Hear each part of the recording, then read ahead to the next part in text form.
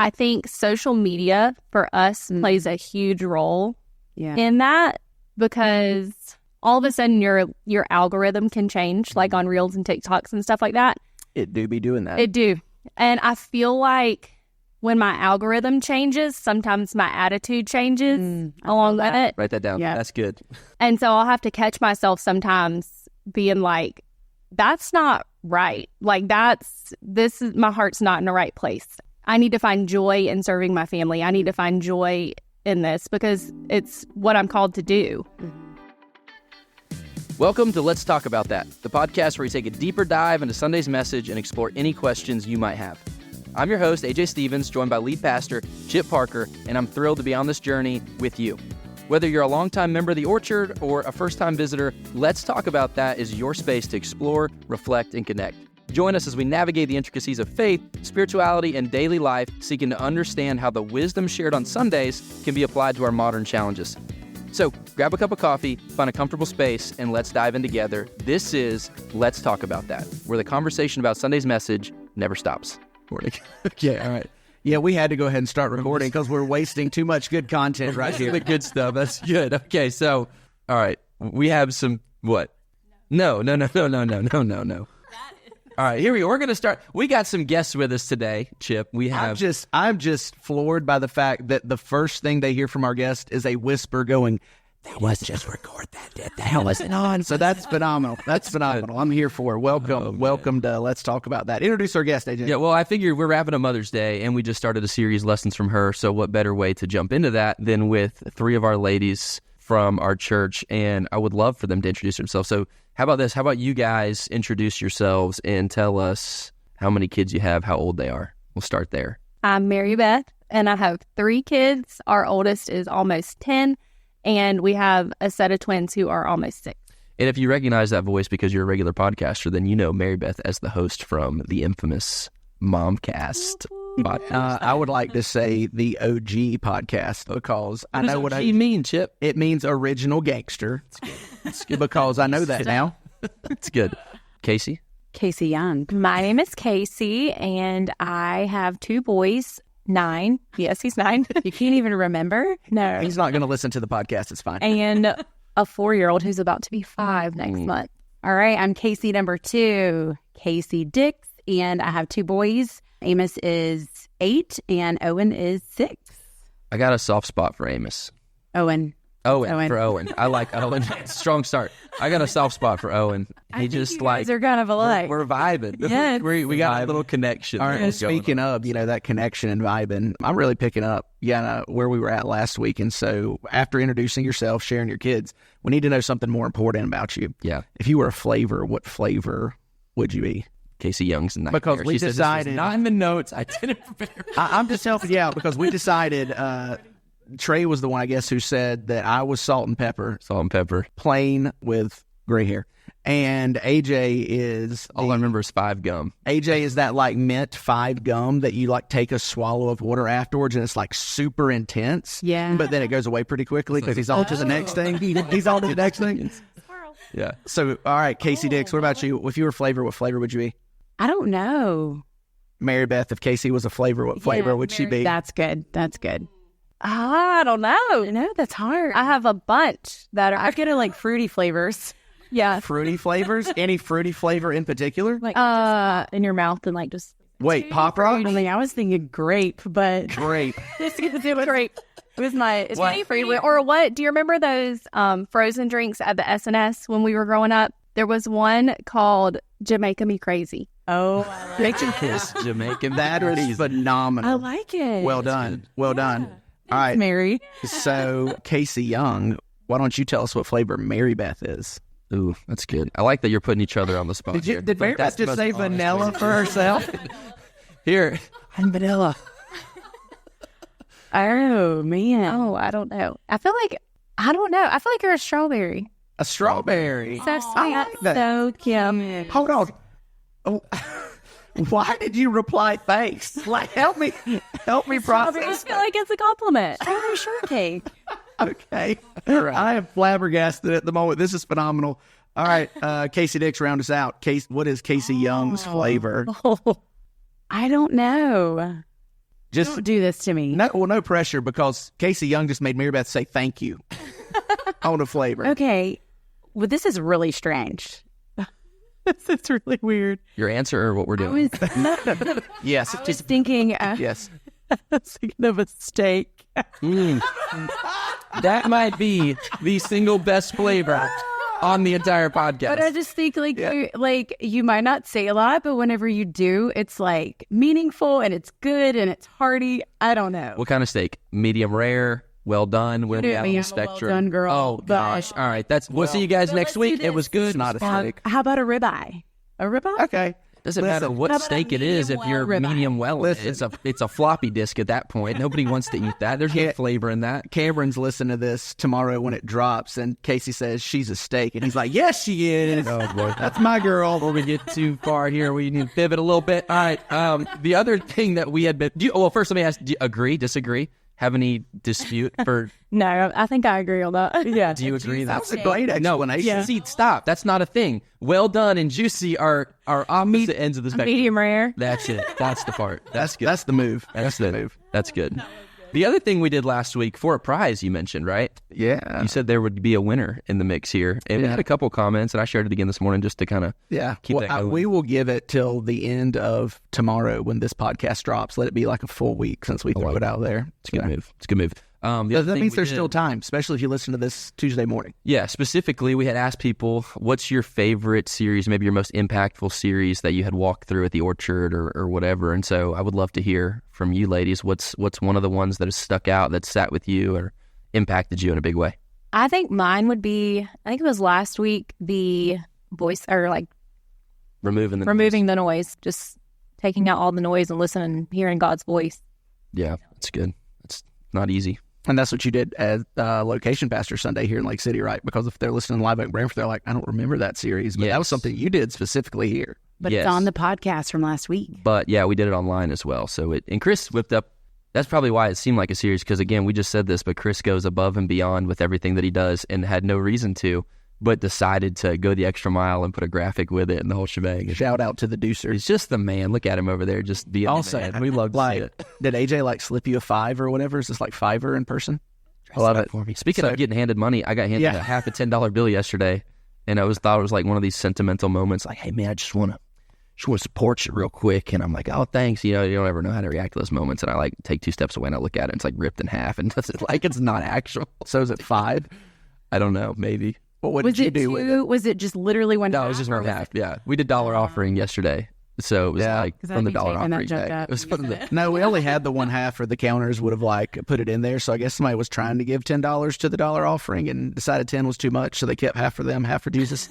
I don't know. Yeah. I don't know. But I had heard, and this could be completely wrong, I'm not even sure where I heard it, but that if it has the little strip in the dollar, like if you have that side of the dollar, the one that hold up to the light. Right. You see it. Yeah. Yeah. And I don't know what you guys did in high school, but we used to cut those strips out of dollars. We could remove them. Yeah, I've seen Anyway, did you go to meth lab high school? What is going on? Question. What were you going to ask Chris? I was going to ask Chris, can you Google that and confirm, how do you take half a $10 bill and make it a whole $10 bill? Because the Pregnancy Care Center deserves a whole $10 bill. Absolutely. The other thing that somebody said was sometimes you can go to a bank and take a half a bill to the bank and they'll give you a whole one. Yeah. Nice. So, I don't know if that's true or not either. We're just making stuff up. But that's why we have Chris. Chris is our fact checker. Among many other things. Also, this is how the podcast goes, ladies, because you answered one question and now we're way off in the weeds. So somebody else, favorite sermon series, message, whatever, it stuck out to you.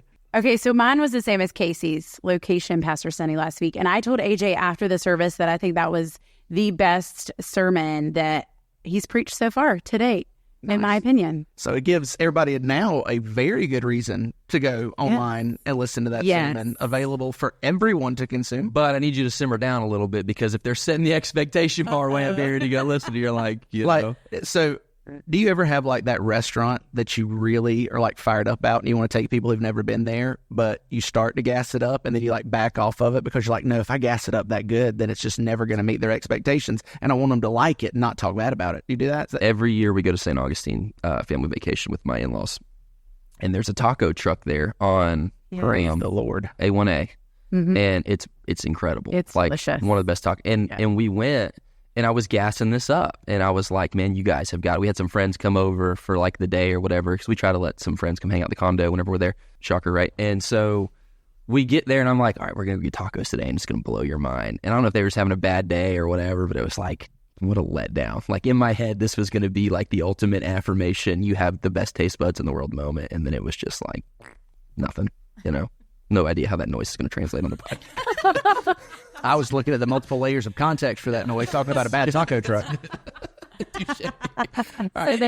the tacos were bad, or the people didn't like the tacos? No, I think they were just like, maybe, I don't know. Well, the taco truck is bomb. So It is. You know. Oh, so you know this taco truck? Yeah, I've had the tacos from the taco So truck. good. It's really good. Yeah. So very good. Whenever y'all go at the end of the month, you have to try it. What? It's really good. Staff trip. Yeah. For our dozens of listeners, we're giving Dozens of listeners. a bunch of free advertising. Don't be intimidated, ladies. So that's good. Go listen to AJ's not overhyped sermon, because I know that you will like it, because AJ, my boy here, is getting much better with his preaching on Sundays. And that's one thing, you know, that I've told I people. didn't mean that in a bad way. No. Like here's my feelings. Here's the thing. Here's the thing when you say much better is like, sometimes I think that people assume that if you're preaching on Sunday, you've got like hundreds of messages under your belt and this is just something you do.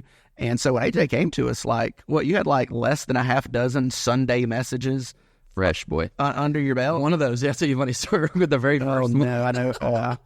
I ended it with, like, I don't know, like you learn these things as you preach and you kind of get the flow of the service. And the very first one was like, I got done and I was like, well, that's the end of my notes. It's been about 11 minutes. That's all I've got. I ended with that's all I've got, and people clapped, and I was like, what is happening right now? Like, what? But that's not how your night ended, though, is it? What do you mean? Because is that the story where the guy? No, that was a different, very quick. That was another short sermon. Yeah, that was like, well, man, this is, again, we're completely derailed, but we had, at my last church, we had all the pastors kind of walk people through Sunday night services in different books of the Bible. And the verse, like, my night ended up being like one verse in 2 Timothy.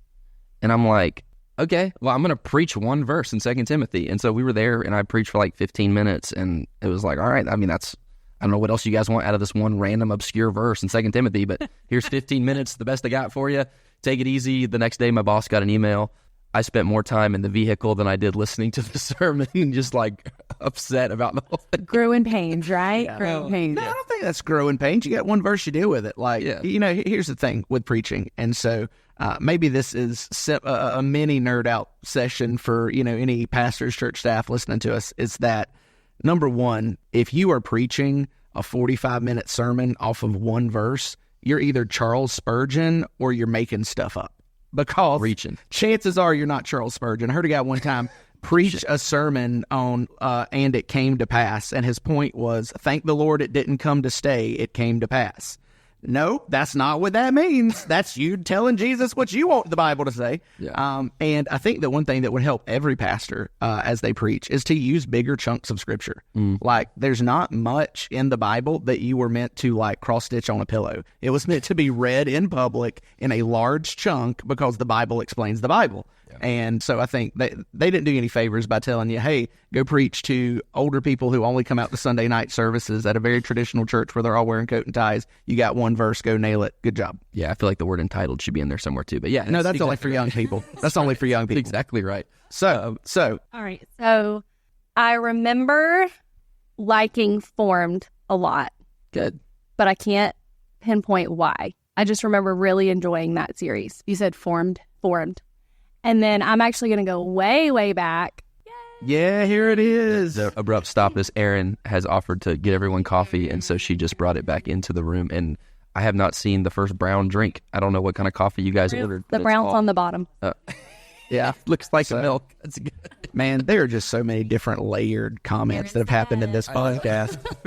Just gotta leave it. All right, there. so Form series, sorry. All right, so They're throwing it way back. and I'm actually going to throw it way, way back. I can't even tell you what year it was, but it was Eddie at the Rink, and it was a very long series, and I want to say it was called The Story, where we literally went from Genesis to Revelation. Yep, it was. That's hilarious. Go All ahead. Mary Beth No, needs to it's do is not go what- back through her notebooks because she documents That's good. every sermon. So at some point, because we've got Mary Beth and Kaci in here, we're going to have to mention the Enneagram, Kaci Dix, because Like the Enneagram, it was so funny when we did this because I don't think you and Cameron were there, Kaci Young. We did a small group night, I think, where we had everybody kind of come in and watch a video about the Enneagram.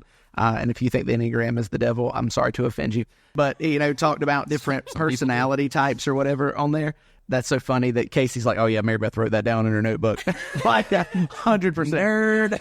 I would never. There's so many times she's like texted me. We'll be talking about something and she'll refer to a message that happened a year ago.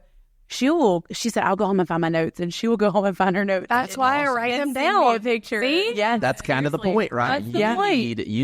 There's a notebook that does digital. Like you can transfer all of your stuff with pictures to a digital notebook that you can like search through and everything else. I think that'd be phenomenal for you. Yeah, I would need that because I'm trying to remember what notebook. There's like a dozen of those out there. Because you're one house fire away from losing it all. You know what I mean? So like all of it gone. That, and then he goes, Jesus. All right. Again, I would like to point out Kaci Dix is like, the last sermon I heard is the best sermon I've ever heard. And Mary Beth is like, there was one 87 years ago that I think really stuck out. Like 2013, I think. But the reason that's funny is because Eddie keeps pitching every year the same thing. He's like, every year we get together. Hold your thought. I want to make one. Do what? I said it was a good one. Yeah, but every year he pitches, we'll get in our room and we're like, all right, what do you feel like the Lord's pressing on your heart? What do you like? What sermon series do you want to walk through? And it never fails. Eddie, like the last 3 years, has been like, I think we should walk through the Bible in a year. I think we should do that. He's like, there's 51 weeks in our sermon calendar year. I think we can assign most books to 1 week, and a few of the minor prophets we can hit, multiple weeks.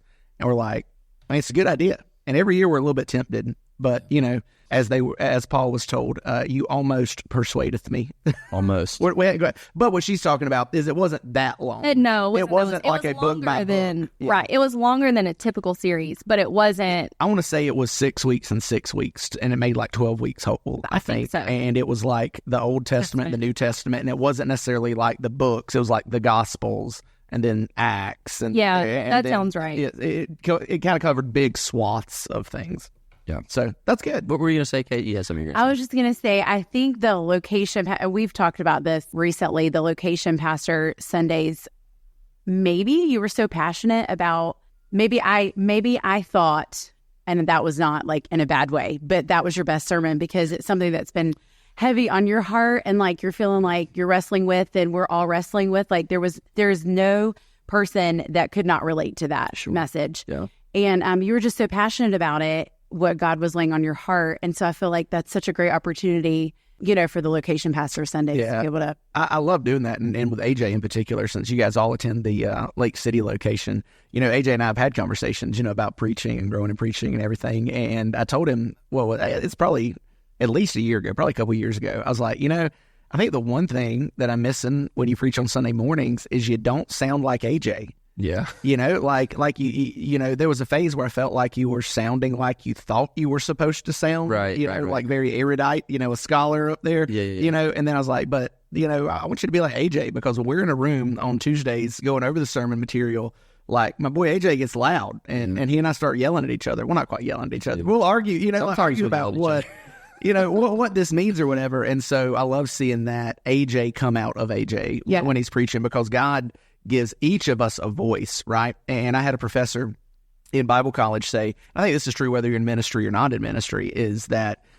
God wants you to be a voice, not an echo, right? Don't copy somebody else and echo them, not to say you don't learn from other people, but learn how to be a voice, and take what you've learned from others, but then speak it through the filter of your personality and your experience and your context and your relationships. And so it's good to see AJ come out of AJ when he's preaching. I think it's a phenomenal segue because one of the things that terrifies me about being AJ are the unhinged moments that come out of my mouth. And I'm like, oh, wish I had that back. It means I got to be a little bit careful being too much AJ. But I say that's a good segue because the next thing. Oh, look, Chris dropped a note in here for us actually real quick. So on the dollar bill, it says, under regulations issued by the Department of Treasury, mutilated United States currency may be exchanged at face value if more than 50% of a note identifiable as United States currency is present. Has to be more than half. How about that? Well, hold on. Read that next note that he dropped beneath it. To send any bills that have been extremely mutilated, burns, chemical stains, extreme tears, etc., to the Bureau of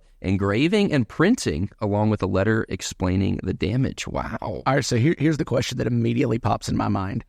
How much money would you have to have lost to mail it in to get it back? Like, what is like the lowest amount you would do that for? $10. I would take that $10 bill straight to the bank. What's the thing, Mary Beth? Mary Beth would do $1. No, I would not. I'm very into convenience, and that's not convenient. See, that's where I'm at, because I'm going to call it 50. It would have to be a 50. I would think like $100 bill. 100. I was between 150, but I realized how cheap I am. Yeah. What about, all right, Kaci Young, what you got?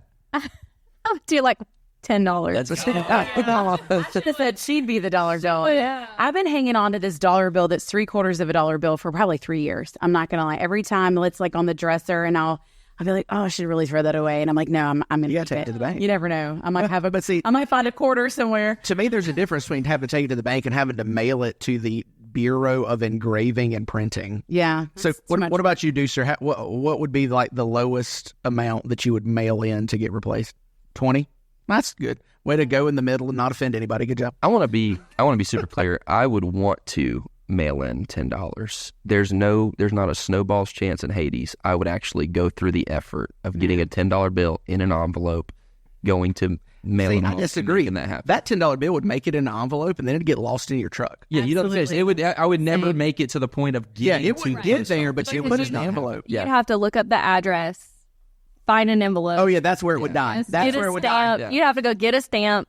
That's why it's worth more than to do it if it's like more than $10, because the stamps. You got to break even. Yeah. Yeah, true. Touche.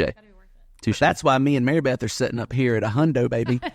That's smart. That's smart. Maybe that's the motivation we need. All right, so here's the segue. I'll circle all the way back. Golly, we've chased like a million rabbits at this point. This is my favorite podcast we've ever done. It's 20 minutes in. Like 20 minutes in. But we were talking about earlier, I'm putting you on the spot, Kaci. So here, I'm going to go ahead and point this microphone right at you there. Right. But keeps and release. And so this is the segue is I would say something unhinged and I would want it back. And I told you when it came to your keep and release, that's the beauty of the podcast is you're allowed to say things that are, in your opinion, unhinged, because there's probably a mom out there that's going to relate to you. But that's the segue to our keeps and releases. And so I would love to hear, as moms on the other side of Mother's Day, do you have like a keep and a release moment that sticks out to you? Doesn't have to be from Mother's Day, but just in general, one that's like ringing loudly in your head. Well, I do have one for Mother's Day, actually, because my oldest son, he is a lot like me. Like, he's not a very like touchy-feely person. He's like, if you give him a hug, it kind of gets awkward. But last night, we got in the bed, and we were watching a little TV before they had to get ready to go to their bed. And both my boys got in the bed with me and just literally wrapped both of their arms around me and just laid in the bed and snuggled with me last night. And that never happens. Usually it's just my youngest, but last night my oldest did it too. And it was good. I didn't like move. And normally I'm like, okay, all right, I got to get up. I got to go do something. But no, I just soaked in the moment. And That's good. yeah. Oh, that's good. Spend most of your time on what matters most, right? Yeah. That's yeah. Also, that You're being a Mary. That completely threw me off because I was actually asking Chris a question via text when we started that whole thing, and I thought AJ asked about your release, and I'm thinking, what is going to happen in that bed that's going to make her say that's the release? Like, are we going back to the taco truck? What's happening right here? We're releasing, not keeping. So I know. like, I thought we were releasing. So I was like, that's oh my good. gosh. So we're riding the roller coaster up. We're at the top. It's an awesome keep moment. Now let's let that puppy come on down. Give me your release moment. Okay. So it's probably been about 2 weeks ago. It might have even been last week. I don't know. But we were going down the road, and my boys have been bickering back and forth so much lately Same, fam. about the craziest stuff. Like, it don't even matter. But all of a sudden, my youngest looks over to my oldest, and like he just kind of lays his head on my oldest lays his head on the console that's in the very back of their middle seat, and that's between them. And my youngest just looks over at him, and all I hear is like him spit at him. And I turn around while I'm driving down the road, and I look at him. I'm like, Bryce, did you just spit at your brother? And he's like, yeah. And my youngest is my sweetest. Like, Unashamedly. yes, he is. Well, I had already gotten my earful of them aggravating and bickering back and forth, aggravating me. So Done with it. I over it. pulled over, not very softly. I pulled over and Let's just be honest. Come on. There's a difference between pulling over and hitting the ditch. Yeah. Well, I did hit the ditch, and there's probably skid marks off the side of the road and dead grass because I slammed on brakes, and I pulled him out of that car, and I grabbed my wooden spoon from my door. Let's go. And I spanked his butt. Don't want to blow past that. The wooden spoon that was already in your door. Oh, I always keep wooden spoons in my door. Look, this guy, Central Florida, he doesn't get it. I hear everybody who was born up this way. I'm with you. We're there. I'm with you. I think like we had mammals that made us cut a switch, and if it broke before she was done, you had to go get a new one. And I didn't get the luxury of a switch. I got the belt. And I got a hand that has got to be harder than any spoon that's ever been made. So, yeah. Yeah, but you can't get whip action on a hand. You can get whip action on a spoon. That belt. Yeah. Anyway, carry on. Yeah, so I do keep a wooden spoon in my door. And I used to have a fly swatter for the one if I needed it to reach while I was driving. This is why we need video. She's everybody knows what she's talking about. Everybody's dislocated their shoulder trying to swat a kid. The fly swatter works very well for the ones that sits right behind the driver's seat. So, yeah. Also, if you don't know Kaci Young, she's the shortest one at the table by a lot. So that makes the fly swatter even more necessary. Head swatter. And that's good. I didn't think about getting an extendable one. That's pretty good. Look, just the other thought that I'm having, because my brain is like super random today, is I was right about her stories. There were skid marks involved in the release. Yeah. That's good. So it's you mentioned spit. So I don't know. Probably more than one. I grew up right at like learning spitting is one of the most disrespectful things you can do to somebody, right? Because you're told, hey, we spit on the ground, and when you spit on somebody, you're telling them they're lower than the dirt. And so when you spit on somebody in my family, like if we spit and it wasn't on the ground, it was like you're about to get your world rocked. And so yesterday or Saturday rather, my parents are up here and Dax and Dad are playing, and he spits in his face. And my dad, like, you had the moment, and I'm like my heart started racing watching him. Like, and I'm like, snatched Dax up, and I brought him over. I was like, before Dad gets a word out of his mouth, we're gonna have to talk right now. And sat him down and walked through the whole thing. But spitting is like, it just no bueno. Yeah. No bueno. So did you know, because I'm just now Googling this, that in some states, spitting on someone can be classified as an assault and punishable by jail time? What? Like Chris nodding, like he knew that. Yeah. How? Daggum. How do you know that? Chris, you got a backstory you need to tell? Oh, he's coming. Oh no. We're giving him the mic. Oh, well, I got summoned for jury duty one time, and which I didn't get actually on the jury, but it was a guy defending himself that had spat on an officer as a person. So well, all right. I knew there was a backstory there. Phenomenal. Fascinating. Phenomenal. A little fun fact for you. That's good. That's good. Who else wants to go? Who wants to go next? Mary Beth, Kaci, Dix. Either one of you. Give me your keeps and releases. All right, keep first. Whatever you feeling. If you want to get the rage out, let the rage out. If you want to go nice and... It'll be worse. Well, I'll do my keep first because that might put me in not a good mood for my keep. But so we haven't released it yet is what I'm... I won't release it until May 25th. But... Big tasting day. All right, every parent around the table knows what May 25th is. May 25th. Yes, that's the Saturday after the last day of school in Columbia County. So my keep is kind of a long story, and it actually goes back to, it started at the Orange Conference. In one of the main sessions, I don't even know who said it, but somebody was talking about something with her kids, and she was using it as an analogy, but it was basically like letting your kid pack their own lunch, but more than just pack their own lunch. Right. And so shortly after that, we went and walked around some of the little vendor and merch areas, and I saw this devotional book for the age group of my oldest son. And so I saw it, and I immediately was like, that's his lunchbox. And I was like, I need to let him pack his lunch. And so I talked with Kaci about it. I'm trying not to cry. I get emotional when I talk about my kids. That's his lunchbox thing that I need to let him do. So he's almost 10. Basically like taking responsibility for... Yes. Yeah. So he's almost 10, and that's something I need to release him to do on his own, is to take his relationship with God and make it his own, and not just piggyback on me, which I don't need to stop doing what I'm doing, but I need to give him that responsibility and him take it on as his own. And I got to see the fruit of that, which I've talked with Kaci, and I'm going to try not to cry again at this part because I'm already getting choked up. I've already seen the fruit of that because he was really excited whenever I brought it back home to him. He was really excited when I brought it back home to him, and like he would take it outside and go find a spot outside and sit and do it on his own. So he would find a spot to sit. He did that for a couple days, and then there was one Saturday where everybody kind of woke up on their own, and I was sitting at the table with my Bible, and Amory walked up and he went and grabbed his devotional book and his Bible, and he wanted to sit and asked me if I would do it with him that day. And that was just really cool. That's awesome. So that's my keep. That's awesome. It's a very long keep. That's but good. That's a good one. That was a good one. Also, would have been the first time somebody cried on the podcast. So Yeah. congratulations. I held it together. You did good. I did. He has not cried on the podcast yet? Oh, no. No, Momcast was, it was all about giggles and laughs. Yeah.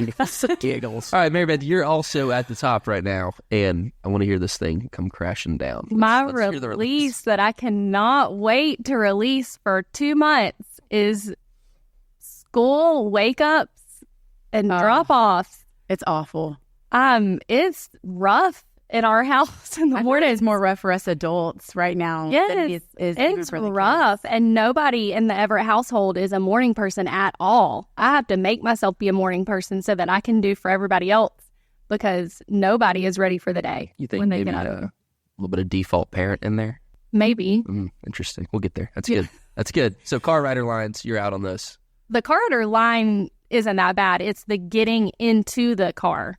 Oh, so everything leading up to getting your kids So ready. Carter is is not even dressed whenever everybody else is out in the car. In the car. And they're already late. Carter's like that image of he's like hopping on one foot trying to put his last shoe He on. was- and I was everybody else is taking- to be in the car. Carter is such a dude. One day last week, I'll paint the picture for you. One day last week, Emery, my oldest, and Lila Kate, Carter's twin sister, were dressed, ready, in the car. Carter is standing in the hallway with his Great Wolf Lodge wolf slippers and underwear on. Let's go. And Such a dude. And I'm yanking his shirt over his head. I threw a slipper. Like, I was done. I was over it. Wasn't he asking for more food and he had already had two He breakfasts? had 2 breakfasts and, Man's a hobbit. and said that he was still hungry and wanted a snack for the way to school. I said no. It was rough. See, but I got to say, I'm on the other end of that. Like, getting them up and out the door in the morning, like, the only part that's aggravating of that for me is I want to already either be in my office or at Panera by the time they have to be out the door in the morning, but stopping in the middle of the day when I had to go pick them up from school, I despise that. I despise just having to break in the middle of the day where I'm like, oh, crap, I got to go pick up the kids. Yeah. Yeah. And so shout out to my wife, went back to the classroom this year. So I still get them out the door, but she gets them there. She brings them home. It's nice. Yeah. It's nice. Yeah. I bet that is nice. She said, I bet that is nice. Yes. Look, I just had to get that out there. That's good. Shout out to Leanne. All right, Kaci, last but not least, give us your keep and release. All right. So I actually have 2 keeps. My first one is I was at the boys' school and my oldest, Amos, wanted me to come in and stay for like their little assembly where they do worship. And I was in the back and they're singing their little song or whatever. And Amos has both of his little arms like raised so high, and you could tell his eyes were closed, and he was moving his little head around. And it wasn't like he was following his friends. None of his friends had their hands up. It wasn't like it was a thing that he just, was doing, but he truly was like worshiping Jesus. And that is like the most beautiful thing this side of heaven that I've ever seen so far. It was amazing. And it just makes you think, because sometimes whenever you see that kind of stuff on social media, sometimes it seems like put on, but it really makes you think about like Jesus moves in their hearts too. And they, they worship just like we worship. You know what I mean? Anyway, so that was keep number 1. And keep number 2, I came in Amos's bedroom the other night and he had his little Bible open on the floor and he was highlighting verses, and he called me in there and he said, "Hey, Mom, read that verse right there." And it was in Exodus. And I can't remember exactly what it was, but I was talking about tablets or something. And anyway, he said, "Read that out loud." He said, "You know what they're talking about?" I said, "What, buddy?" And he told me what it was. And anyway, he had learned that at school. And I said, what? He said, yeah, and I highlighted all these verses. And I said, well, buddy, which ones did you highlight? Like, why did you highlight the ones you highlighted? And he said, he got real serious and he was like, well, you know, they were just ones that I just thought were really powerful. And he was had his hands going and his head going. And, you know, they just really meant a lot to me. And I was like, oh my gosh, I just wanted to crumble because I was like, oh. Anyway, just a really proud moment, you know, for him. But anyway, so my release, you know, it's not one specific release. It's kind of general. But I feel like lately I go back to you saying that your boys, Kaci, have just been Django Unchained, you know? And I feel like is that a bad thing to say? I don't think so. It was an unexpected thing to hear. I don't think it was a bad thing to say. It was loud of left field. Oh, there it is, squirrel. Anyway, so wait, real quick on that topic. There was a sermon I referenced, or I showed a Joe Rogan clip, and you two in particular were up front, and I was like, "Is anybody in here familiar with or listen to Joe Rogan?" In both Kaci's hands, my ad checks down. That's all right. All right, go ahead. Yeah. Thanks, Brady. AJ and his video clips. Yeah, you're not the one who has people complain about them afterwards. That did happen one time. You got to read the room a little better next time. All right. Yeah. So I just feel like it's been like that a lot. The kids have just been at each other's throats, and it's just been really stressful. And I'm not going to lie to you. I have had my moments of yelling and maybe yelling too much, a little too loud. But I just feel like there have been several moments of just really high intensity, moments at our house where I have to apologize and I have to ask for forgiveness, and I feel so crummy afterwards. And I'm like, okay, it really is sanctifying me, because I'm like, if I can't control my emotions and myself when I'm trying to teach our kids, you know, I'm like, yeah, I got to be the example. So it makes me feel really crummy. But yeah, there's just been some moments like that, and it could be the end of the school year thing. I don't know, but anyway, it's good. We don't want to be all that. Yeah, I think it's good. We don't want to be parents that operate out of the do as I say, not as I do, you know, and so that's always tough and convicting and humbling. There is, and I didn't see it coming until the moment it happened for the first time, but there's probably nothing that makes you feel as worthless as a human than just knowing you completely lost your crap on your kid way more than they deserved. You know, now they don't deserve a little bit of it, but right. that first time that you yeah, wow, that was way too much. A little much. It gets you fast. You know? Now, the good news for you guys is once they're teenagers, you care less about that. Yeah. So, you know, they can take more of it. They're almost an adult now. When you're really getting with it and your 4-year-old's just looking at you and you see no facial expression, but you see the tears start to bubble up and then, dang, that's good. But that's bad. You know what I mean? It's good that he's getting what I'm putting down, but it's really crushing him kind of thing. All right, so that's good. We are 38 minutes in, and we have not touched a single thing from this past week, and that's okay.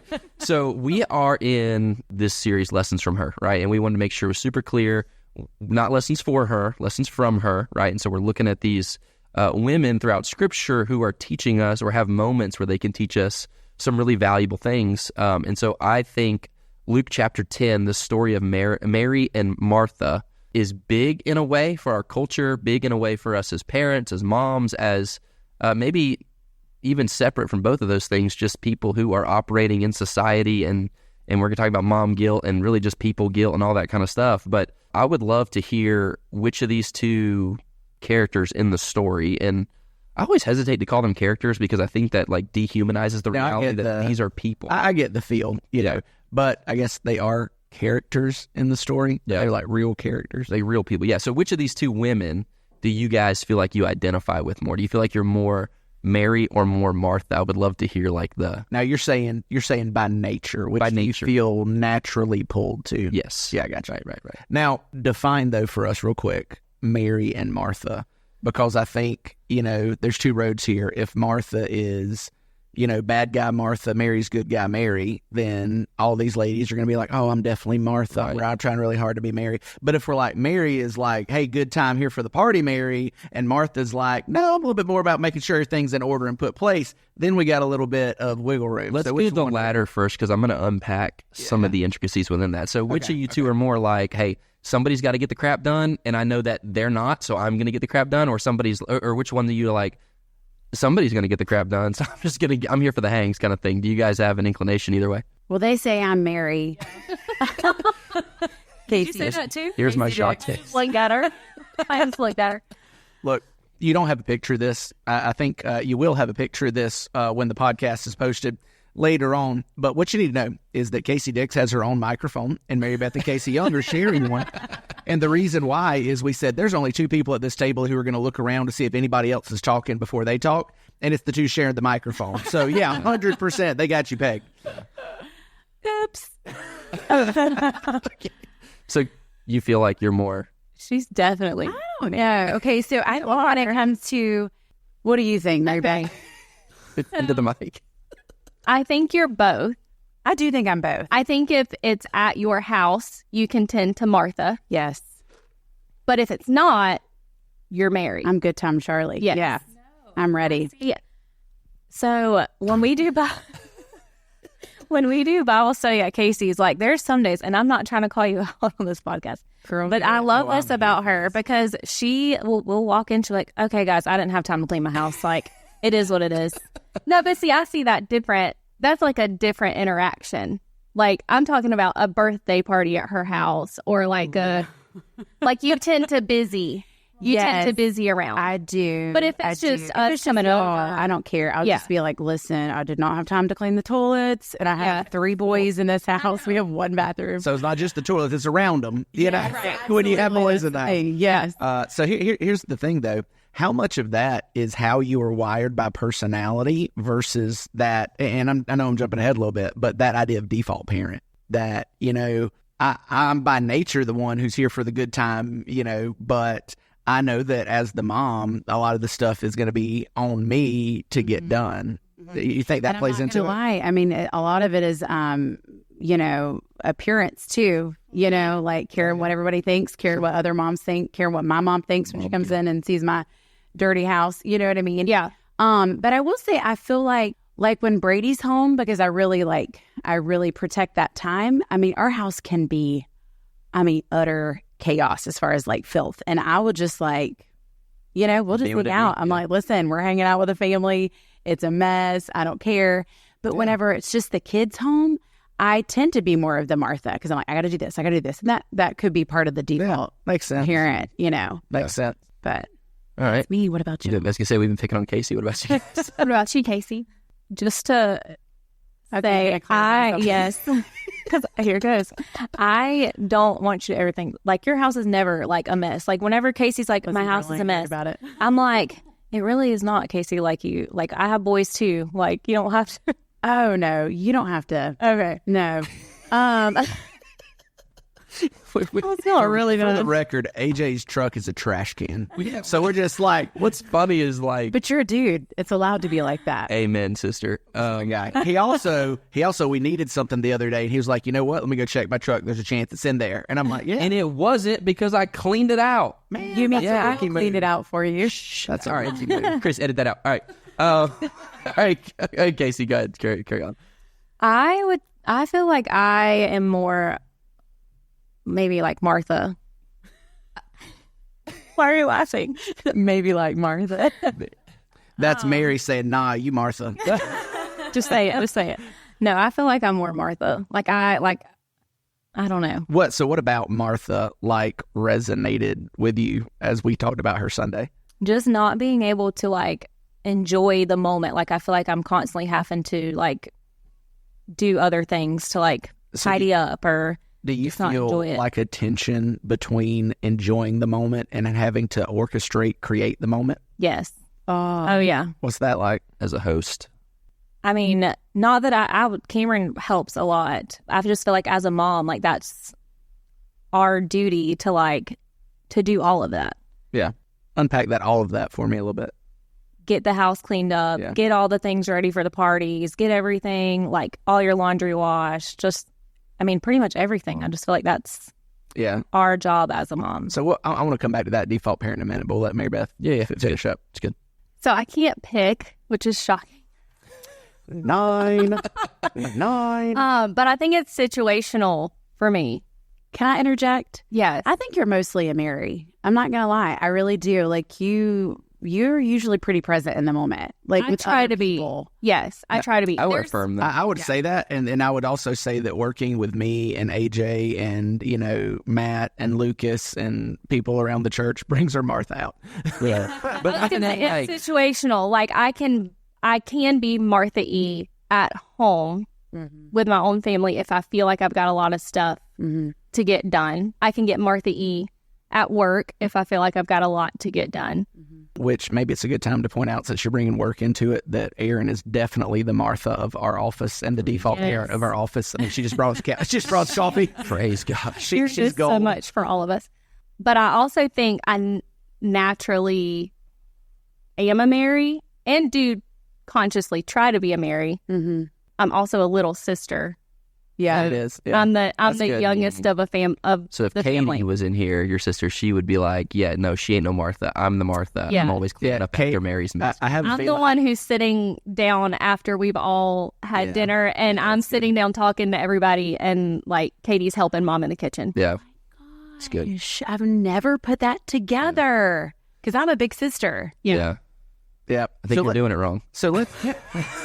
So is Rachel I'm the Martha when it comes to that, like Like I'm in the family kitchen, events. help. I mean, Yeah. mostly. Yeah, you I've know. tried to, as I've gotten older and like recognize that about myself, I've thought they might want help. And still, so I'll go ask if I can help. That's Oh, phenomenal. like the last few minutes, swipe the counter, or But I'll she'll be the ask one you in a all way that's more like, you guys got it, right? Yeah, I'll do that. Not like, So, Casey, young, you siblings, only child. I'm the only child. Yeah, that's right. Because our parents were like, you know what, this child's perfection. We can't get any better, That's and that's right. why we're only children, or not. So let's lean into that default parent thing, because I think hitting on the older sister is a part of it here. And now that I'm thinking about it, I am not sure if Scripture tells us who was older, Martha or Mary. Well, I think so before we dive into that, I think there's another layer here, because I think you have your personality types. My personality types, our personality types are going to lead us one way. But in this story, it's not a personality type that drives you one way, because our inclination, me and you, Casey Dix, is going to be, hey, let's go have fun. Let's go party. Let's not worry about that stuff. But there's a difference in this story between, hey, let's go have fun. Let's go party. And let's use that time to sit at the feet of Jesus. And so it's not, and we talked about this a little bit, it's not the over-concerned that leads us to... It's not the concern, it is the over. Right, it's the over-concern that leads us to being distracted. And so there's a right way and a wrong way to do what both Mary does with her time and what Martha does with her time. Well, that's why I like the takeaway, really for this week's message is like, fight to have a Mary heart in a Martha world. Yeah. Like, it's not like if you're wired to be Mary that your house is going to be a wreck all the time. That's not what that means, and just because you're more inclined to be a doer doesn't mean that you can't make the decision to stop and be present more. Like, these are there. I'm as firm a believer as anybody else in personality typings and wirings and giftings. And matter of fact, that's one of my just rabbit holes that I'll fall into and just study that stuff and look at that stuff forever. However, most of life is about choices, not inclination. We are all inclined one way or another on however many different subjects, but it's the choices we make that matter. And that's why Jesus is concerned with what we do, because it's those things that we do that shape who we become. If you focus on being more present in those moments and spending most of your time on what matters most, guess who you're going to become? You're going to become more Mary, right? If you are constantly doing, have to get better, have to get more, or even, and I mentioned this Sunday, it can be doing more, filling your life up, like we said with Martha. It can be fun stuff. It's not that Martha's boring and Mary's fun. It's just that one is over concerned with everything else. Yeah. And that was, that's the point. And I do think something that I want to hit on with that idea of default parent, big sister is, and I mentioned this Sunday, but I want to hear your thoughts as moms, and as, big sister, little sister, perfect child, hear your thoughts on those about, I think God ordered the family in a certain way. And I think there's a reason that you see different roles in the family go across even cultures. People, big sisters are big sisters, no matter what culture they're in. And so I think that the default parent has a negative connotation behind it, because it is that I'm just going to assume that you're doing this and this is your deal. And that's when you feel alone and abandoned and overwhelmed. But I do think that as the mother, a lot of that stuff naturally gravitates you because God has created women and mothers to be the caregivers, to be the ones who are sensitive, to be the ones who are focused on, the heart matters. And, and we had a perfect illustration of this Sunday in Lake City when, I'm telling you, I got a tickle in my throat and I could not shake it in the second service. I kept coughing and I knew it was going to happen. Like, I'll do that for 10 minutes until I can get it done. I was drinking water, didn't work. And here's the thing. There was never going to be a dude who got up to bring me a cough drop. Yeah. It was always going to be a mom. And it was Miss Deborah Harrison, because she's the caregiver. That's how God wired. So I'm interested in your thoughts. Like, do you feel a tension between the frustration of sometimes being the default parent with wanting to embrace the calling of motherhood? You want to talk about that for a minute? Casey's telling me that I want to talk about it. Big sister telling a little sister. I love it. I think yes and no. That's something that because I am naturally a Mary and want to just like chill and like be with my people. I think social media for us plays a huge role in that, because all of a sudden your algorithm can change, like on Reels and TikToks and stuff like that. It do be doing that. It do. And I feel like when my algorithm changes, sometimes my attitude changes along with it. Write that down. Yeah. That's good. That's good. Yeah. That's going to be a takeaway really in a good. sermon series That's sometime. right. That's right. We're going to really good, trademark that. Say it one more time. One more time. Yeah. When my algorithm changes, my attitude changes. Phenomenal. And so I'll have to catch myself sometimes being like, that's not right. Like, my heart's not in the right place. I need to find joy in serving my family. I need to find joy in this because it's what I'm called to do. And yeah, that's my thing. It's good. Like morning times, I actually had this conversation with Kaci Dix one day. I don't know if you were there, Casey Young. just say your last name. But like morning times are just rough for us and always have been. Hopefully always won't be, but it's trending that way. But one of the things, like, I serve my kids big time in the mornings, but I actually find joy in it. And sometimes my attitude will start to change on that if I'm getting more and more frustrated. But like, I big time serve my kids. I pick out their clothes still. Even my 10-year-old, he doesn't care anything in the world about what he wears to school yet. So I get all of his clothes out ready for him. What's funny is we both have 10-year-olds, and I still pick my Yeah. 10-year-old's clothes out, and he has a school uniform, so he wears the same thing every day. So, yeah. And so they still want me to do that. And so I still do. And I don't mean I just like pick it out and lay it out. I mean, I wake them up. What do you guys want for breakfast? They can tell me anything they want for breakfast within reason. I'm not frying bacon in the morning. I'm just not going to do it. Not on a school day. But like, they tell me what they want for breakfast. They each can have something different for breakfast. I get that ready while they're kind of waking up and move to the couch. I bring them their clothes to the couch. So I like legit serve my kids big time in the morning. But I find joy in that because that's the way that I can love them and show them that I love them. so it's like not have to, it's a get to. It's a get to. Yes. That's Yeah. good. And I will, as long as my oldest wants me to pick his clothes out and bring them to him in the morning, I probably will. Yeah. Unless he's 34. That's going to be unhealthy. Right. But my point is that he's not always going to Yeah, want me sure. to do that. Yeah. So I will do that until he's like, Yeah. Mom, I got it. And I would say, I think that's generally true, but there are some like 35-year-old dudes living in their mom's basement, so just be careful. True. That's not going to You don't have a basement, you're good. Yeah. All right, so Casey's, any thoughts on like that tension between maybe the negative side of default parent, but the positive side of called to be a mom? Okay, explain default parent a little more in depth. So remind me of that again. So like Martha was the default sister, right? Like she was the one that would, if something had to be taken care of, she was taking care of it. Yeah. Like, hey, like, if I leave dishes in the sink, they're not automatically going to wash themselves. So why is it that mom is the default one who has to wash those dishes when we all ate off of those plates kind of thing? Yeah. So, so there's that, oh, this is mom's job. Well, everything's mom's job versus no, God did design the family for mothers to have a more caretaking role of the home, but in a positive sense, not the negative sense. Yeah, I will say actually lately, us girls are doing a Bible study called Courageous Parenting. I've been really praying about trying to do things with like a joyful heart, right? I will say, since I haven't really been working lately, Sometimes I hadn't been working. But since I don't have like a job and I'm just caregiving, I find that I actually have been taking joy and like been happy to serve my husband and my kids and keep up with the housework and cook. Now, I have to say, Brady is literally, he is a godsend. He is so helpful.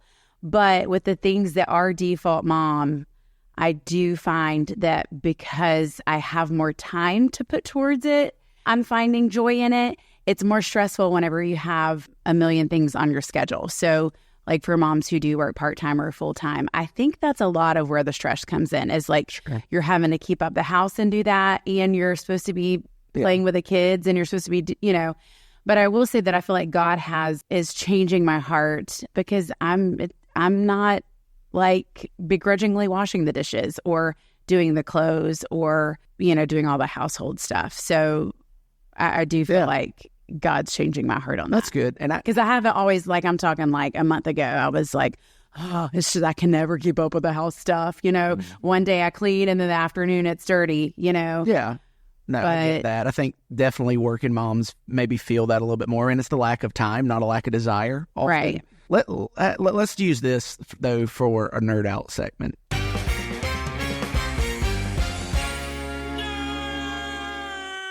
So I think that there has been like a shift in the way that we understand it. And I've heard you guys mention it before. I know Leanne has said the same thing. You said, Brady is such a help around the house, right? And to me, I have started to have my little antenna go up when I hear that because I think the idea is, well, it's him there to help, but it's not his job. It's your job. He's helping, and I get that. I understand that. That is a positive thing. That's not what I'm saying. But if you go back into Genesis, when God created Adam and then created Eve, it says that God created Eve because he told Adam to go look for a helper that is suitable to him. And there was not one found. And so he took a rib and he made Eve, who would be his helpmate, right? Actually, the word could even be help meet, like to meet his help. And so as I've been kind of reflecting on that and then looking at Ephesians 5, when Paul's talking about husbands and wife, that yes, wives are to submit to their husbands, wives are to respect their husbands, but that's because husbands are called to love their wives as Christ loved the church. I think that the idea of what leadership in the home looks like for too many people is sitting back in my chair and shaking my glass of ice cubes, meaning I need a refill of sweet tea. And before you think that's an exaggerated example, let me tell you, I know a guy when I pastored in Lafayette County who did just that. He wouldn't even ask his wife for a refill. He would shake his drink, and if she heard the ice cubes rattle, she would get up and go fill it. Now, to be fair, they had a good marriage. It was just always a negative. Podcast you were talking about. She was not a very meek and mild lady. It was a thing that they had, but it just always sat wrong with me. My great grandfather did that. Yeah. It's the craziest thing because she never like took offense to it. She wasn't like meek and mild. It wasn't like she was like, beat down woman, but it was just a thing. But it just that kind of sat wrong with me, just that.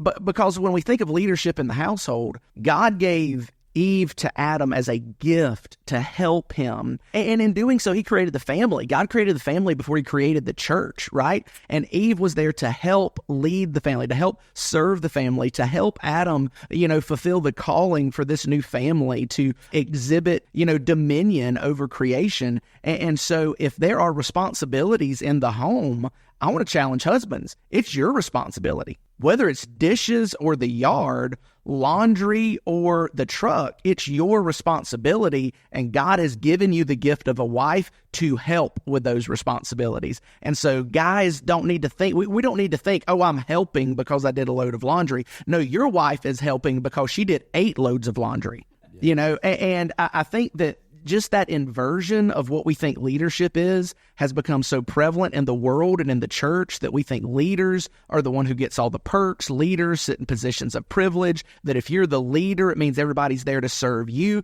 But all the way back full circle to Ephesians 5, Christ is the head of the church because he served the church to the point of giving himself fully up for the church. That's what leadership is. That's what service is. And so I want to challenge guys who may be listening to this podcast.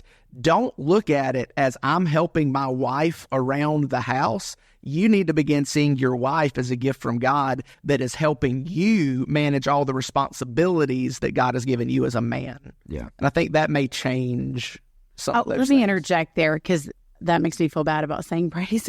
No, that's what I meant. Leanne would say the same thing. It's not a bad thing. I will say he, just to, clarify a little bit, just to make sure in case he's listening to this podcast, he's a very appreciative of, Yeah. Look, I know Brady. I have no questions about that. It's not Brady pitches in when you're about to pull your hair out. I get that. My point was that every family in America talks about the husband helping around the house. Yeah. Like, that's just common language. Yeah. We know what it means. Yeah. There's a tension there too, I think, because every family functions a little bit different. That's right.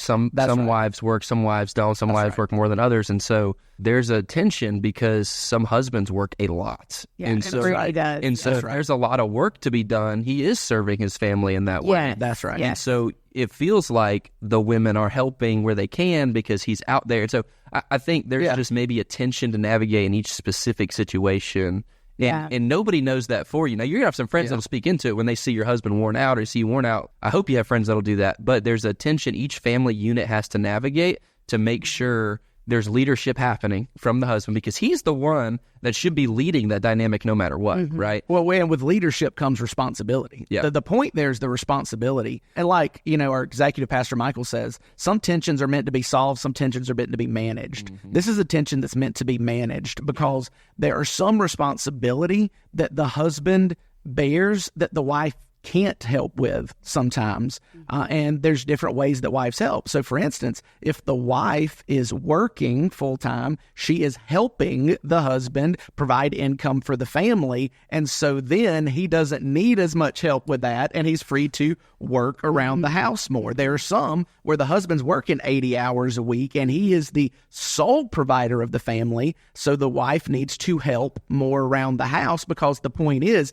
that it's not, this is her job, this is his job. This is the family. God has entrusted that responsibility to the husband, and the wife is a gift to come along and help in whichever part of that she can to help with that. Yeah, I met a stay-at-home dad the other day, and I was like, how this dynamic unfold or whatever? And he said, well, my wife's a doctor, and so we have plenty of money, and I could go get another job, but we found it better to prioritize the family time we do have, so I'm not running in a different direction when she finally has some free time, and we navigate our daughter's schedule together and that kind of thing. And so it kind of flips the thing on its head, but it's their tension to manage. That's so right. Managed it a specific That's way. a fantastic example because I think this is where we have to ask, are we being shaped by Scripture or are we being shaped by tradition and culture? Because tradition and culture says, no, that's not the wife. That's the wife leading the house. Whether she's making the money or not has nothing to do with who's leading the household. Has nothing to do with who's the spiritual leader of the family. So that is a very only possible in a modern context way of saying, okay, is this still in keeping with Scripture, or am I going to let the traditional outworkings of Scripture be the lens by which I'm judging this? I feel like I got a soapbox every week, but I want to hop on my soapbox here an hour and 4 minutes Turkey? in. No, not dang. this week. But I was wrestling through this. Even this morning, I'm in my car, and I'm like, man, why when I'm trying to think about a woman who's leading her family spiritually, it's relatively easy? Why, when I'm trying to think about a man who's leading their family spiritually, it's not as easy? Why am I not hearing these moments of guys sitting down with their kids in their kitchen table and living room? Because this is the non-negotiable part of their job. This is, you are the spiritual head of your house. You are Jesus in the analogy. Your wife is the church. Jesus teaches the church. Why is that so difficult? And so I think if there's a you can throw culture out the window, you can throw the rest of this out the window. This is the non-negotiable. Gentlemen, I would say this is the part where you do a little soul searching and say, okay, am I leading my family spiritually, or am I apathetic and I'm just letting my wife become the default spiritual parent? Because that's an issue. That's where we have some tension you need to solve, not manage. Yeah, right? yeah. I think that's a good word. That's a solve tension. Also, maybe the reason that you don't hear about it a whole lot is because it took us 30 minutes to get through Keeps for Moms and about 5 to get through Keeps with Dads, because they're, oh, my kids are so sweet. It was such a special moment. And AJ's like, I done laid down a gobbler this week, baby. Let's go. That's good. So maybe that's part Kaci, of it. I think one of y'all was trying to say something. I kept interjecting. Oh, no. I was just thinking whenever we were talking about whether it's still the wife, working the example that AJ gave, or, the mom doing the default parent thing. I think a really important thing, however it looks like in your family. I know for me, Brady's very appreciative of what I do around the house, and he verbally tells me that. I'm very appreciative of all the hours he works to provide financially for our home. He knows and feels appreciated in that. And I think that's a huge thing too, is for your partner to know whatever they're bringing to the table, they're appreciated. And for men, for us women especially, when we hear words of affirmation about, all that we're doing, because we're thinking about, are their jeans too small? Are their socks too small? Do they have socks that match? Do they, is the field trip money due today? And all the things that women just take care of naturally, mostly, unless it's a stay-at-home dad. Whenever we are appreciated for that, it makes us do it more with joy. Just FYI for the men. Well, and I think you just hit on something that, just throwing myself under the bus, was something that I didn't learn until 15 years in marriage, is sometimes it's not the physical task that husbands can lay on their wives. It is the mental task of, like you said, I'm the one thinking about, do they need new jeans or whatever, and it hit me one day. I was like, I'm not thinking about these things. I'm just saying, what do you need me to do? And at some point that is helpful. So shout out to guys who are doing that. At another point, especially because Leanne and I are both working full time, and at this time she was in a very high capacity role working that demanded a lot from her, realizing that she doesn't want to have to come home and think about what I need to do to help her. Because at that point, how many of us always said this, if I got to tell you what to do, it's just easier for me to do it, And so that was a light bulb moment for me. I think it's a good point. Like sometimes the default side is just who's thinking about it. And like, hey, turns out if you see that you're out of toilet paper, stopping by Dollar General is a good move. It's good. Yeah. There's also a popular reel on Instagram right now. I feel like I'm being the contrarian. Wouldn't know about it. But it's like when my husband tries to help out and then he does it the wrong way, so I step in and do it myself, kind of thing. So yeah, 100%. Maybe, ladies, if it's not perfect, but he's trying. Yeah, you got to pat him on the back. So Leanne and I used to have a joke about, you talk about words of affirmation, 5 love languages. We got to do that discussion one day, because I'm a big I'm way too negative on everything else, like physical touch and words of affirmation. I'm a big words of affirmation guy, right? And what that means is when I load the dishwasher, it's not enough for Leanne to say, hey, I appreciate you loading the dishwasher. She has to go, babe, ain't nobody in their life ever loaded a dishwasher the way you just loaded that dishwasher. You loaded the heck out of that dishwasher. That's right. That's right. So, that is meaningful. But you want to hear a funny story? You ladies will appreciate this. So Leanne was out at a teachers conference in Orlando with the ESC teachers from Belmont, went down to a conference, and they were talking the last night there, said, all right, what kind of house are you all coming back to? And then they look at Leanne, they're like, all right, you've had Dad, and everybody who knows Chip doesn't think he's the most organized guy in the world. With 2 boys at home, what kind of house you come back to? Is it going to be a wreck? And she's like, no, man, the house is going to be clean. Laundry's going to be done, folded, put up. Dishes are washed. Everything in its place. Boys cleaned. Everything's going to be good, except there's going to be dog hair all over the floor because he will have not thought about sweeping or mopping. And you want to guess what happened when she walked into the house? Exactly what she said, because it never crossed my mind to sweep and mop because we have dark floors. I don't see dog hair on the floor. It doesn't bother me. We have different expectations. And so clean for you or clean for me may not be. Yeah, but that's the thing. So it's like, just knowing each other, finding your rhythm. It's good. Well, I know we are running out of time, but I want to spend just at least a couple minutes having you ladies speak into the idea of mom guilt. Yeah. Because I think that's like a really recent challenges that moms have to face, because, back in the day, it was just like, oh, you just had to look at mom pretending like her world was perfect on Sunday morning when we all got to church together. Now you got to look at moms pretending like their world is perfect every day over and over as they make these posts. And you guys are like, did you see what so-and-so posted? Because I know they're having problems in the house right now. So like, how do you, somebody feels seen. Somebody feels seen. How do you deal with that? idea of mom guilt, not letting that like eat you up. Do you really feel that, or is it just something that maybe sometimes, but it's really not that big a thing? Well, it probably is ongoing, right? Let's be honest. Like, there's probably seasons where you stop yourself and I'm like, dang, the algorithm changed, my attitude changed, which is maybe one of the best lines that'll ever come off this podcast. Phenomenal. But so I think the question there would be like, how are you, not how have you, or how did you figure it out, but how are you navigating the reality of that?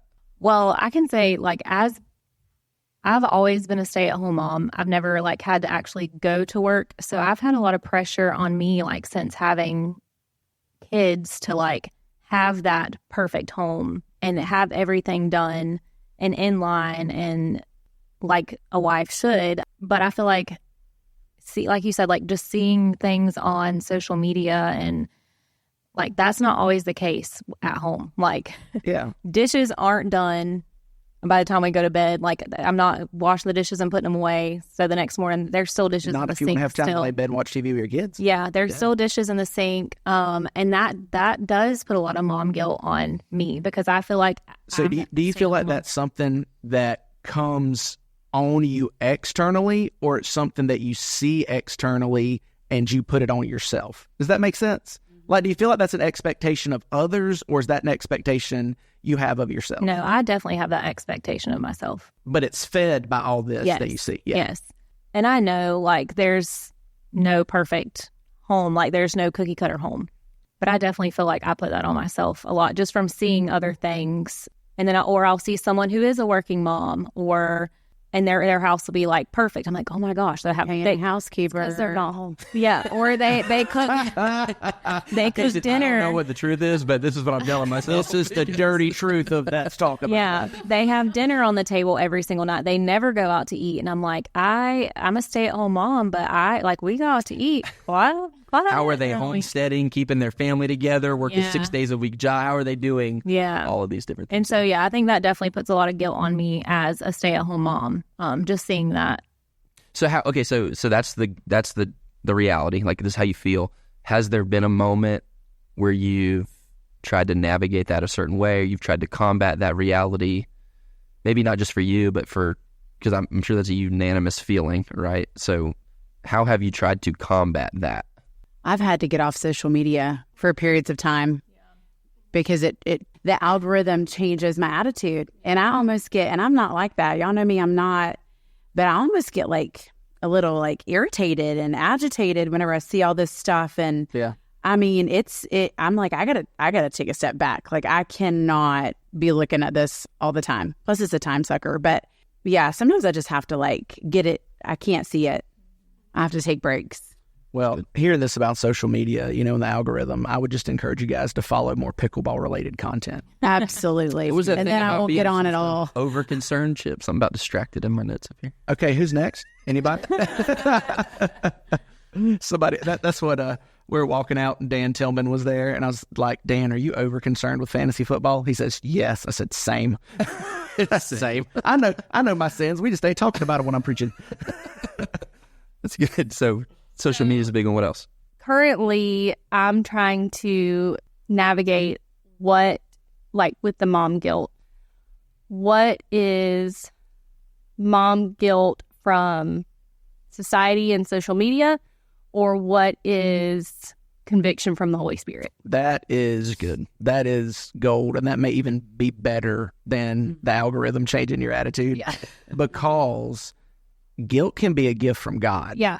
Because if that guilt is conviction, right, then and I think that and I've said this, gosh, this is one of those, soapboxes I get on when I preach regularly, is if we are just quick to dismiss every time we feel guilty because you're perfect, you're special, you're everything, and we just dismiss every time we feel guilty about something, at some point we're going to be dismissing, the conviction of the Holy Spirit. And so, man, that is so wise what you just said. I called myself out the other day when we were at Bible study at Zappa, where we were talking about I'm an introvert.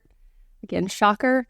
I like alone time. I like to be by myself. That's how I recharge. And I was talking about how I get selfish with my alone time, like wanting to run to the store without a kid with me and stuff like that. And Kaci Young was like, well, but you gotta Kaci Young, who is with her kids all the time. Like, she's a stay-at-home mom with her kids all the time. So her mind obviously goes there. And she said something like, well, you got to make sure that you're, you do have time for yourself and you make time for yourself. And I'm like, yeah, but I said, I do get alone time naturally in my family's schedule. Not necessarily alone time doing exactly what I want to do, but I am by myself naturally in my family's schedule. Yeah, so I was convicted. God, is that you? Yes. Yeah. Kaci right now? Yeah. No, that's really good because we talk about the need for family time, the need for that quality time to spend with our kids watching TV. And then we are quick to fill up our schedules, not just with productive stuff, but with fun stuff that doesn't matter. Like I'm not saying it can't be, but being a baseball kid with baseball kids who coaches a travel baseball team, baseball field time is rarely the quality time that you think it is with your family. It's just not, because you're yelling at them, you're stressed out, you're aggravated, and once every 10 games, you have a special memory that you're going to remember for the rest of your life. And so, it's not just, this is the one thing that I so wanted to avoid on Sunday's message for Mother's Day. This is not about you cleaning your house too much. This is about you filling up your life with stuff that doesn't matter as much as everything else. And I love baseball more than 90% of people you will ever meet in your life. AJ doesn't even watch baseball anymore. Can confirm. I love it. It is not that important. It is not that big a deal. And it's not just that. Like, don't crucify me, parents, but your child being an honor roll student is not going to matter when they get their first job. And so quit yelling at them about their test. If they don't go to heaven either. Yeah, for sure. For sure. When you bring eternity into that, it's just like, okay, now we've got a whole nother level of what matters, because at the end of the day, am I a successful parent if my child doesn't know and love Jesus? And that's always a tough question, because this is where I get to kind of be an in-between generation for you guys. And then like Pastor Eddie's generation ahead of me, it's that you being a successful parent is not about where your kids spend eternity, because at the end of the day, that's a choice that they make between them and Jesus. That does not alleviate your responsibility as a parent to do all that you can to make it easy for them to love and know and follow Jesus. However, if for whatever reason, God forbid, they don't, that's not something you have to carry. Yeah. And that's a struggle. That's something you just gotta, trust that the Lord loves our kids more than we love our kids, and that he wants good for them more than we want good for them. So we have to do our part. Absolutely. It does not alleviate responsibility at all. It's just not a burden you bear, because at the end of the day, again, being a little bit further down the road than all of you guys at the table, you also don't want to be the parents whose kids, when they hit college, are like, man, screw this, I'm done. I got tired of that being forced down my throat, and now I'm going to go do something else because I'm an adult and get to do it. And how many times do we get to see that as well? Because eternity is a long time, but so is the 30 to 50 years you're going to spend with your child when they're adults. Yeah. Yeah. I don't want to, I'm not talking from an expert seat here, like I've got this figured out and my kid is with Jesus. But I think because that tension is real, here's what we have decided to do, and here's what I have decided to do as a dad, is we're going to do everything we can to lean in. We're going to do everything we can to teach our kids who Jesus is, that he's valuable, he's worth walking with, all these things. But I end every night with my kids, and my prayer is, God, would you grab them? Would you change their heart? It's a supernatural thing that's occurring between you and them. So would you say, them, this is my pleading is not, would you help me get it all right so they come to the conclusion? Yes. My pleading is, God, would you go get my kid? Because it's up to you. It's up to them. That's a supernatural thing. It's that illustration that we use. We talk about on staff more, but I did use it in illustration, not in the Formed series, but we did the Revival series, and I used this illustration. Me standing outside doesn't guarantee it's going to rain, but if I'm inside, I guarantee if it does, you're not going to get wet. You ain't going to get wet. And so that's the thing. Like, we want to do all we can to put our kids in a position to know and love and follow Jesus. But AJ, you're exactly right. At the end of the day, that's on Jesus to capture their heart, because at the best, we're going to do is making kids that will nod their head and smile, just like when you're at the Chinese restaurant and you see the waitress just smile and nod at you. She ain't got a word. She don't understand a word you said. You don't speak English. You speak redneck. She didn't know what you just said, but she's like, oh, yeah. And that's our kids. And then when they go to college, we wonder why they lose the foundation of their faith. It's they didn't. They never had it. They just wanted you off their back. So they smiled and nodded. Which, again, full circle, not as I say, as I do. They're watching you. They're looking to see, is your relationship with this guy you keep talking about, is it genuine? Is it authentic? That's the biggest thing. Yes. 1,000%. Sitting in my office, looking at my bookshelf with the guy who begged for Chris to give us a nerd out section. Let me say this, your faith is going to be caught before it's taught. Mm-hmm. Yep, absolutely. That's something I've been wrestling with, trying to get it all right, not being perfect. And, am I teaching them enough about Jesus? Am I modeling enough? But, that's where God's grace comes in, because what were we talking about last week or so? It's not our job to save our kids. That's God's job. Just kind of what Chip was saying. But like that too, I feel I've been wrestling with, like, am I doing enough in that? Like mom guilt in that way. Am I doing enough to point them to Jesus? Because we see all the screaming, all the yelling fits and all those things. But that's where I love God just kind of comes in and he allows them to see what he wants them to see. You know what I mean? So for those times that we think we're scarring our kids, a lot of times they're not going to remember that, That's good. That's good. Yeah. You know what you just reminded me of? And that's one of these things, I have no idea how I've never connected these dots, because I have said this to so many parents at a baseball field. Before I had kids and I was coaching travel ball, both boys teams that I coached, well, you know what I would tell them? I said, you can't make them love it. You can make them hate it. Amen. Yeah. And I think, man, why have I never realized that can be true about Jesus too? Yeah. Like, you can't make them love Jesus. You can make them hate Jesus if you're not careful. Kaci Dix and I were also talking recently about the fine line between, which I guess it's not very fine. You could make it fine. You can twist whatever you want to twist. Right. Between like their heart and performance, and how we don't want, which was huge for our generation, performance for our generation. And we don't want performance from our kids, because that's all it is. It's performance. It's not real. It's not their heart. Mm-hmm. Yeah, it's good. So if there was one thing, I think that's a great way to kind of honestly round this out. If there's one thing that you would, want another mom to know on the backside of this conversation, what would it be? There's so many things. Well, you get one, deal with it. No, I'm just kidding. What's hilarious is, and we say this all the time, but you're 7, I'm a 7, right? Whatever. We don't want just one. We don't want to be put in the little. What was we were doing the genius thing on the working genius. The working genius. You're supposed to have 2 types. I'm like, wrong. I have 3. Everyone else in the world might have 2, but not me. I got 3. Right? That's just you're a special little astronaut. We did 2 keep. We did 1 keep. What did Kaci have? 2. It's us, baby. Go on. I love it. One thing you could round the conversation out with, what would it be? Are we talking about like being Mary Martha? Or are we talking about being parents? Are we talking just you drop some wisdom on a mom that's a step behind you?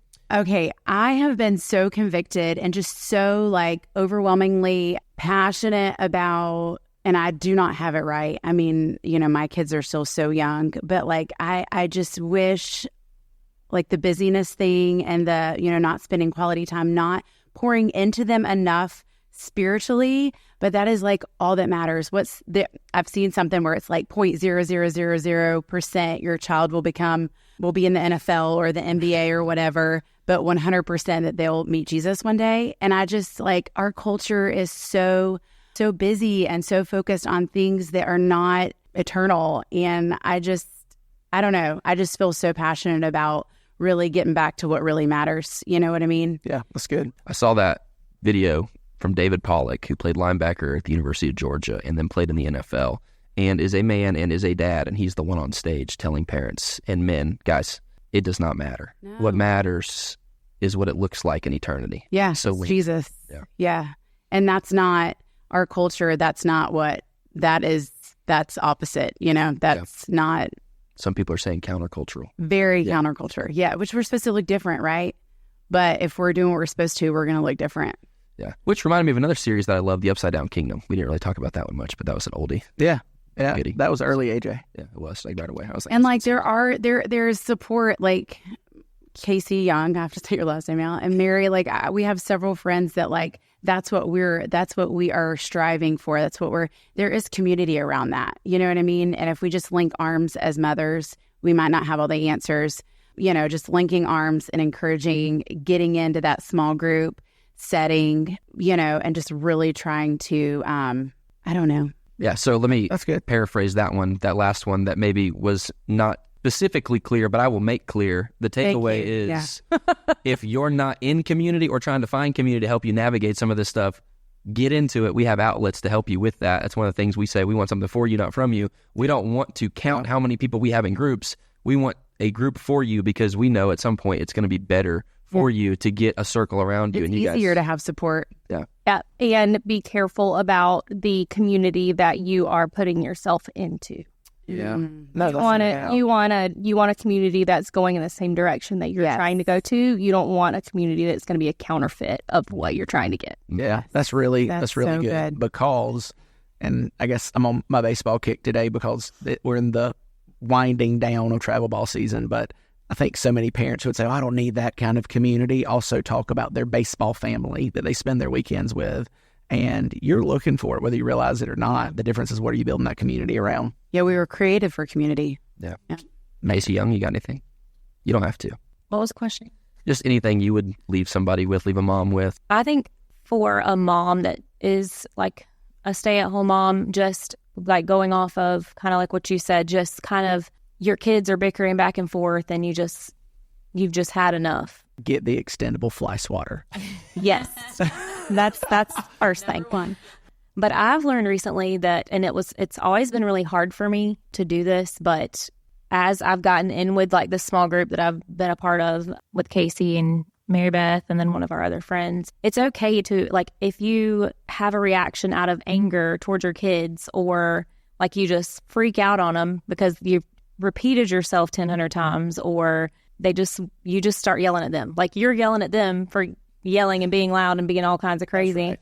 It's okay to apologize to them. That's good. It's okay to show them that just because you're an adult, you still make mistakes and not everybody's perfect. So I think just that too, just showing them that you can, no matter how old you are, you're still going to make mistakes, but you can always ask for forgiveness and you will be forgiven. That's really good. I think that's one thing, not as a mom, as a dad, that I've tried to hold on to as a parent. Because honestly, and most of you guys have heard me probably say this, but I don't preach on parenting or talk on parenting a whole lot because I don't think I'm very good at it. Like I feel that's one of the weakest areas, of my life. But I try to emphasize grace because at the end of the day, I'm not sure I'm going to get to heaven, and Jesus is going to say, you know what? I think you just showed them too much grace. Now, again, grace is not absolving them of something. Grace is not alleviating them of something. Sometimes the gracious thing is they have to feel the consequences of their decisions because that's how we learn. But what I try to do every now and then is that, you know what, I was wrong. I need to ask for forgiveness.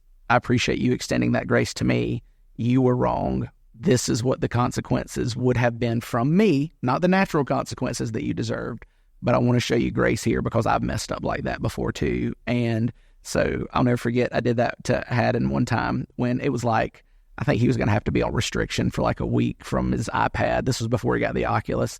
And I was like, you know what? 3 days later, I went to him and I was like, you know what, buddy? I think grace is important. And so I want to show you a little bit of grace. You deserve the whole week, but I'm going to just let you go ahead and end it now. Now, this isn't always the thing, and it's not going to be like this every time, so you can't expect it. But right now, I want you to know that there's grace when we own it and when we change. And so let's go ahead and extend a little bit of that grace to you now. And he was like, what? Jesus helping me out right now?